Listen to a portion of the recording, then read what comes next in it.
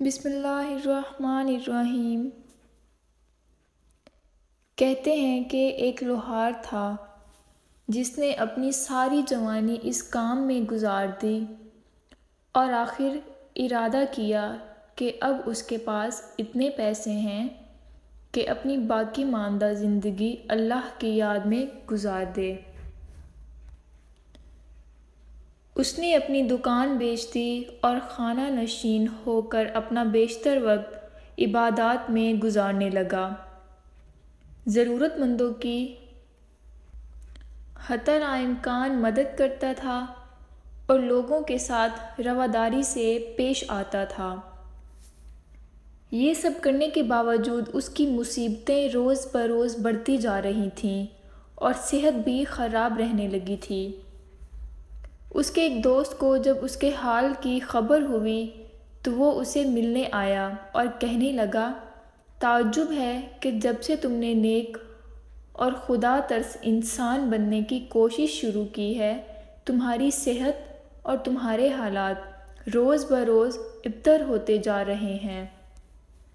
میں تمہارے ایمان کو کمزور نہیں کرنا چاہتا، لیکن راہ خدا میں اتنی سختیاں جھیلنے کے بعد بھی تمہاری حالت بہتر ہونے کی بجائے بدتر کیوں ہوتی جا رہی ہے؟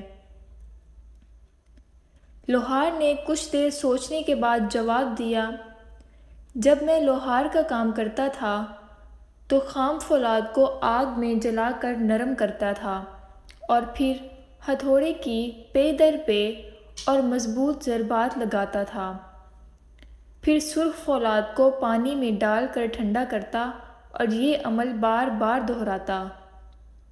میرا واحد مقصد یہ ہوتا کہ فولاد کو تلوار یا خنجر کی شکل میں ڈھال لوں۔ کبھی کبھی فولاد ناقص معیار کا ہوتا تھا اور باوجود انتہائی کہ میں اسے اپنی مرضی کی شکل میں نہیں ڈھال سکتا تھا اور آخر اسے کچرے میں پھینک دیا کرتا تھا۔ کچھ دیر خاموش رہنے کے بعد پھر گویا ہوا، میں سمجھتا ہوں کہ میں بھی خام فولاد کی طرح کسی لوہار کے ہاتھ میں ہوں۔ کبھی مجھے آگ میں تپا کر گرم کیا جاتا ہے، تکلیف و مشکلات کے ہتھوڑے سے مجھ پر ضربات لگا کر مجھے سرد پانی میں ٹھنڈا کیا جاتا ہے اور پھر آگ میں ڈالا جاتا ہے۔ یہ سب میں دل سے قبول کر چکا ہوں۔ اللہ سے بس یہ دعا ہے کہ مجھے ناقص معیار کا فولاد نہ سمجھے۔ تلوار اور خنجر اگر نہ بن سکوں تو جتنی دیر مرضی لگے اور جس رنگ میں چاہے مجھے ڈھال دیں، جتنی مرتبہ چاہے مجھے آگ اور پانی سے گزار کر مجھ پر شدید ضربے لگائیں، لیکن کبھی مایوس ہو کر مجھے کچرے میں نہ ڈالیں۔ جی ناظرین، تو آج کی ویڈیو اتنی ہی۔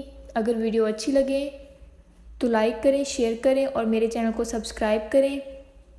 ملیں گے ایک نئی اصلاحی داستان کے ساتھ، تب تک اپنا بہت سارا خیال رکھیں۔ مجھے دے اجازت، اللہ حافظ۔